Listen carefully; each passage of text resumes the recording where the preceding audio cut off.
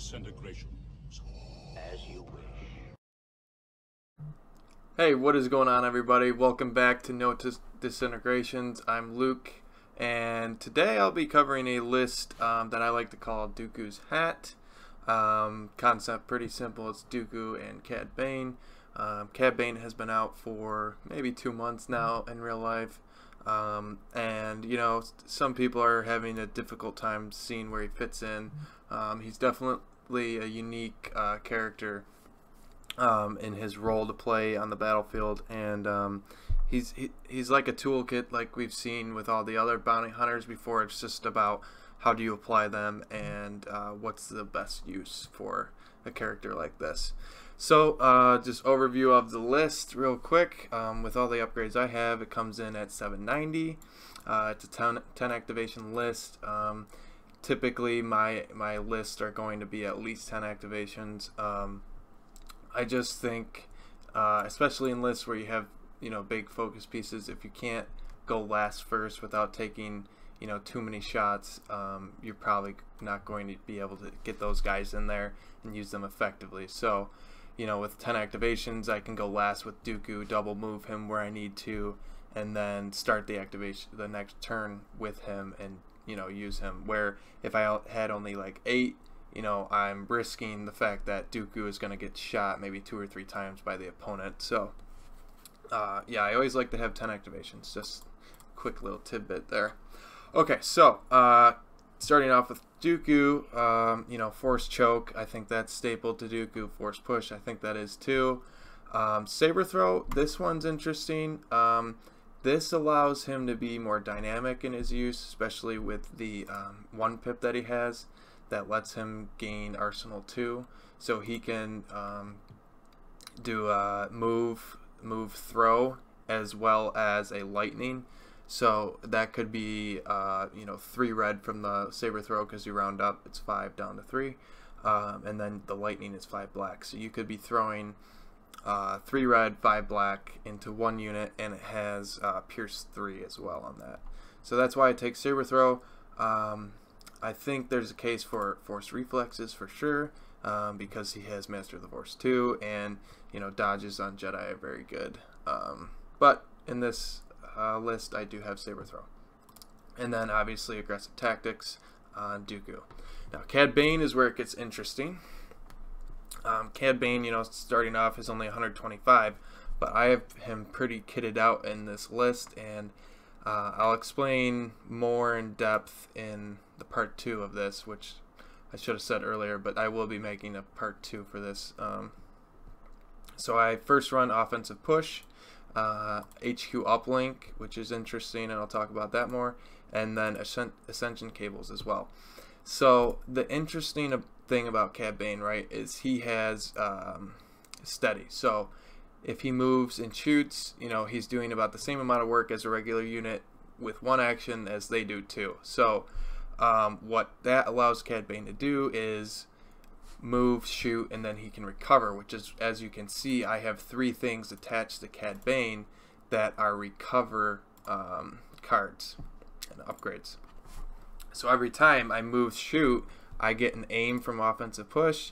You know, I might start off the turn by popping HQ Uplink on him so I don't have to put orders directly on him. He just does it himself. And then the Ascension Cables are where it gets interesting. So there's this ruling right now that free actions, the controlling player gets to choose the order that they happen. So that means that with the Ascension Cables being that they give you scale, if you're next to a building, and let's say you have Cad Bane below, and I'll show this better with part 2 because I'll be able to show it with the table, but you have Cad Bane starting behind it, you know, height 1 building, because he does have the jump keyword. So what he does is he jumps up and he pops Ascension Cables Offensive Push at the same time off the first move. So what you're able to do is you move up to the edge, you have an aim.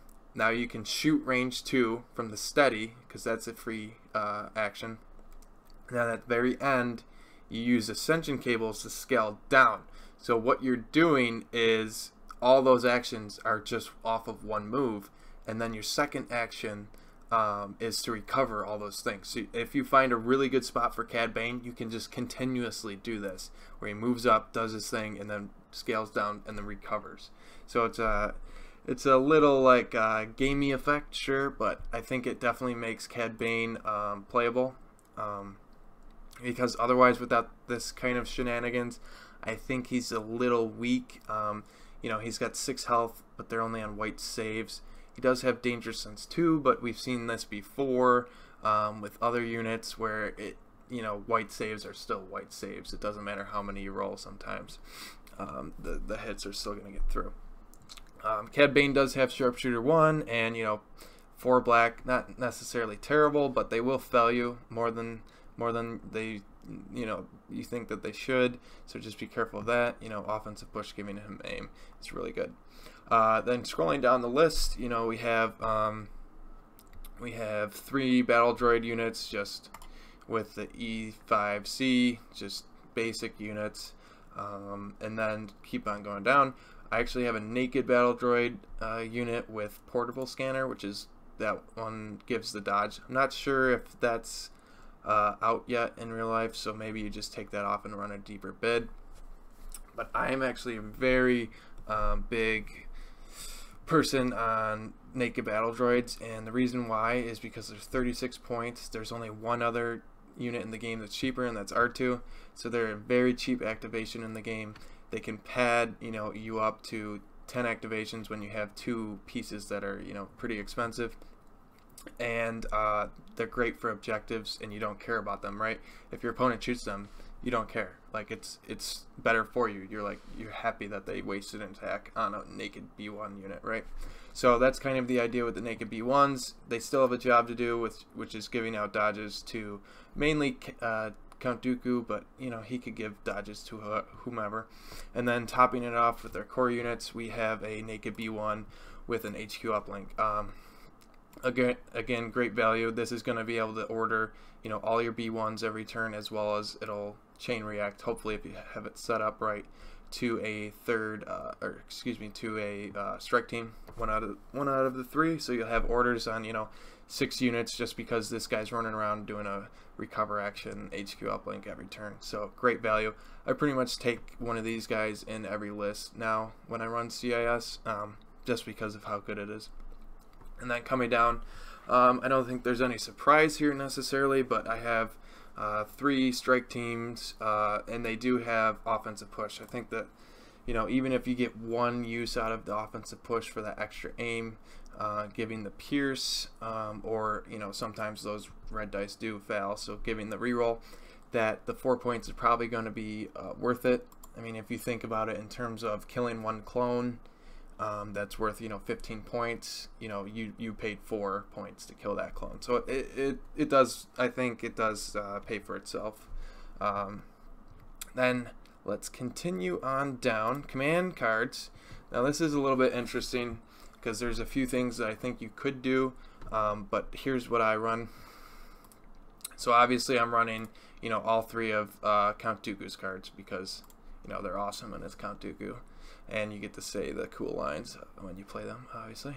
Then for Cad Bane, I also am running all 3, but I do believe that this one could potentially be taken out. You could run Assault.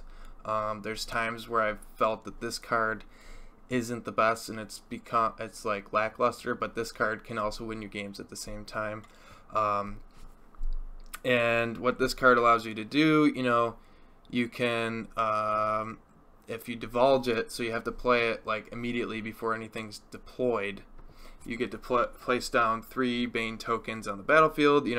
One of them is the distraction, it's nothing. One of them is where Cad Bane is, and the third is the bomb token. And I'll talk about the strategy with those things in the next video. But what I don't like about this card is the timing of everything, and also the order control that you don't have as good of on turn 1.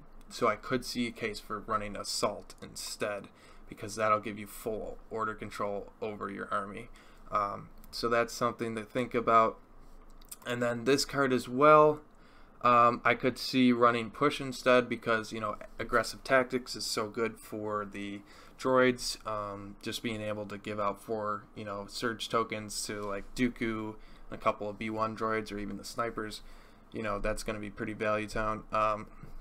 And I have found that, you know, if Cad Bane's getting shot up enough that he has so much suppression to use this card, he's most likely dead. So, you know, but for now I do still run this card just because I do like that it gives an order to Cad Bane when he's out there. So yeah, just something to think about with those cards. This card obviously is your big play with Cad Bane because it lets him, you know, perform up to 2 attack actions, and it gives Uncanny Luck 2 for the turn, so it's like just throw him in there and just shoot up everything. Meanwhile, he has boosted defense. So think about those things. Now, what's interesting about the Dooku Cad Bane combo is because we put HQ uplink onto Cad Bane, we have Cunning basically on Cad Bane because, you know, Dooku's cards, he has Cunning. So if we play his card but we uplink Cad Bane, now we have an order on, you know, Dooku as well as Cad Bane, and no matter what, unless we play another Cunning opponent or, you know, Han Solo doing change of plans, we're going to have priority, and we're going to know that.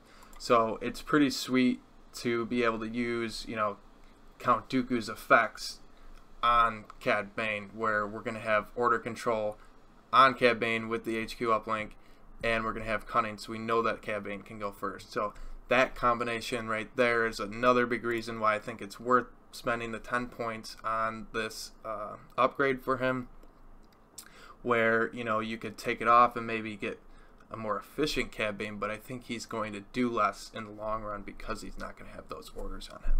So yeah, that's a pretty cool play. Cunning, such a good keyword. I'm glad that they limit it to, you know, a few units in the game. Not everyone should have it because it's so good, but yeah.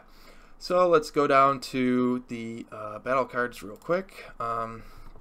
So major offensive, long march, advanced positions, and hemmed in actually in this battle deck. So with this army, you know, you got the 3 snipers, you got Cad Bane, and you got the 3 B1s as your main, you know, firepower at range. But you also have Dooku, which is a lightsaber wielder. So that's why I kind of keep hemmed in the deck. And as well as you have to think about Cad Bane's 3 pip card, which you're going to play every time, you know, first round,